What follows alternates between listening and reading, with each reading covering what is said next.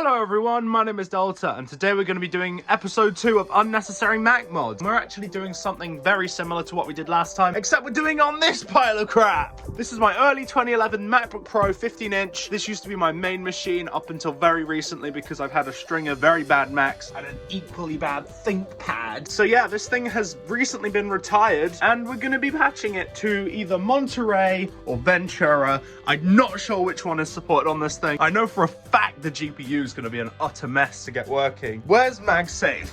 This thing's gonna die. But yeah, I'm gonna be introducing a new character to the Delta cinematic universe. This is my new MacBook Pro. There's gonna be a video on this coming very soon. It's a dongle book. I also got a nice new USB. So we're gonna patch this machine. But before we do that, let's have a look at the specs to see just how bad this thing's gonna be. Previously, I've done this on macOS Monterey with an 08 MacBook, but this one's gonna be a bit different because this has dedicated graphics, which I've only recently re-enabled. I disabled them not because they were failing, despite what I believed last year. I disabled them just for longevity of the machine, but they're back on, so we're gonna see just what Ventura or Monterey can do for this thing. Let's set it up, shall we? Move out of here, you pile of crap. But let's plug in the dongle, let's plug in the USB, and let's get patching. So we're on the OpenCore website. Let's just do get started. Let's have a look at what this model supports. It's a MacBook Pro 8,2, and we need to scroll down to MacBook Pro. It's an early 2011, and it supports Monterey or older. macOS Ventura support is in development. So I'm gonna do it on Monterey, and then I might do a second channel video on patching it to Ventura eventually. I've tried Monterey on an 08 MacBook, so I have a pretty decent idea of what's going to happen with it. Let's download the OpenCore Legacy Patcher, but before we do that, let's just plug in this USB. Now it's create macOS installer, download it, and we need, I believe it's this one for Monterey. So let's download it. And then let's wait and see what happens. Honestly, I'm just making a sequel to this video because I really enjoyed filming the last one and it did all right. I don't really know how this video is going to go performance-wise, but I quite like the techier videos, and that's what I'm planning on doing a lot more this year. If you want to see something cool, go to the second channel and you will see a video on this thing very soon. This is a £25 iPad 1st gen from CEX. It's actually all right. It's got a bunch of old apps on it, which I put there. It's got Discord Legacy, it's got Cydia, old Minecraft, Angry Birds, Ibis Paint, the whole shebang. So we're gonna check that out on my second channel very soon. Also, as you can see, the Wi-Fi in my room is significantly better now because I have a Wi-Fi repeater. Verifying. Oh my gosh, this thing is going so much faster than my old 2013 MacBook Pro. I love this thing.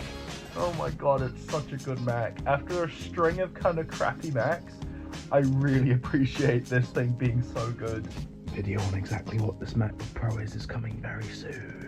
Ooh, it's USB 3 as well, so this should not take too long at all. But wow, look at them speeds. They're so much faster. Oh my gosh. Why did I not just buy a better MacBook in the first place? Oh my god. Woo, successful macOS installer. Now let's go to the OpenCore MacBook Pro 8,2. So let's go for dark menu bar. Should be fine. That should be everything. So let's just go to return to open the menu and then do build and install OpenCore. That's done. So let's just holding option. Come on, this thing's already getting warm. Come on, there we go. And let's go to EFI boot to boot into the OpenCore thing and then install macOS Monterey. So it's pretty jittery. It's pretty laggy seeming, but also the 2008 was the exact same way. So the interesting thing here is going to be seeing whether or not the dual graphics affects how the patches work, because the 2008 MacBook was using older integrated graphics, but it uses integrated and dedicated. And I kind of want to see how that patch works in tandem with me redisabling the graphics, because I am going to redisable them once I work out what this process is going to be like. But let's just see what happens. It's going to do this, it's going to do this, and then we click that, and we click that. It's got 40 gigs available, and let's just continue it. It shouldn't take 40 gigs. It says 39 minutes remaining, so let's give it its time and see what happens. And let's just hope this thing doesn't overheat so bad that it fries the already potentially dying graphics. I don't think they're dying, but they might be. But let's just let this thing do its thing, and we will see what happens. Seriously, how bad could this possibly be? I'm just doing what comes naturally. How bad can I be? Woo. I'm not sure if you can hear that, but the fans have completely ramped up. This thing's at an angle, so the air should be going in. But it is sat on a bed, so maybe that's the problem. But it's absolutely ramping itself right now. Let's touch the bottom. Let's see how hot it is. Oh my god. Oh, that's hot even for this machine. Okay, so the time remaining went away. So I'm really hoping this is just going to boot up and it'll all be fine now. That's debatable though.